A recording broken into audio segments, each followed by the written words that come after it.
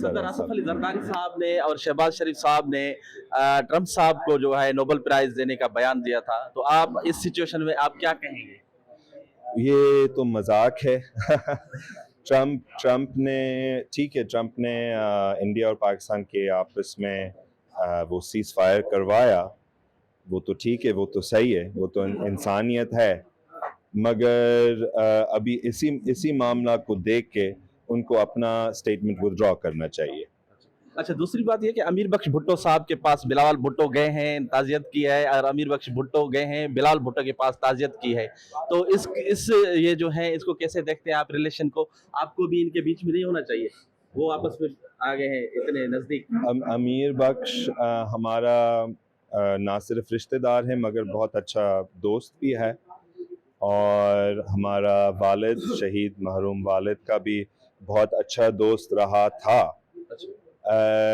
और हम मुमताज़ भुट्टो के साथ हमारा बहुत अच्छा ताल्लुक़ था। क्यों गया और क्यों रिसीव किया, ये मैंने उससे नहीं पूछा। करना चाहिए था या नहीं करना चाहिए था, वो इनके अपने ऊपर है। अभी तो ख़ानदान में बस मैं ही हूँ जो कि अपने वालिद के जो कि अपना वालिद का केस लड़ रहे, जो कि अभी तक आवाज़ उठा रहे, ना सिर्फ मेरे शहीद वालिद के लिए मगर तमाम शहीद जो कि 20 सितंबर 1996 में शहीद हुए। सो अफसोस की बात है कि लोग अभी ये जंग लड़ने के लिए तैयार नहीं है। अमीर बख्श इस जंग लड़ने के लिए तैयार नहीं है, और तमाम हमारे फैमिली मेम्बर्स तैयार नहीं है।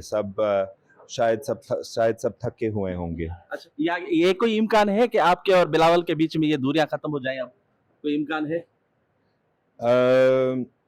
वो हमारा कज़न है, हमारा खूनी रिश्ता है, और वो तो रहेगा। और अगर हमारे आपस में कम से कम कम्युनिकेशन हो तो मैं उससे मुत्तमिन हो जाता। मगर सियासत तो सियासत है, और सियासत का अपना जगह है। अगर पॉलिसियाँ पीपीपी का वैसे रहेंगे तो ऑब्वियसली पीपीपी के ख़िलाफ़ में हम लड़ते रहेंगे।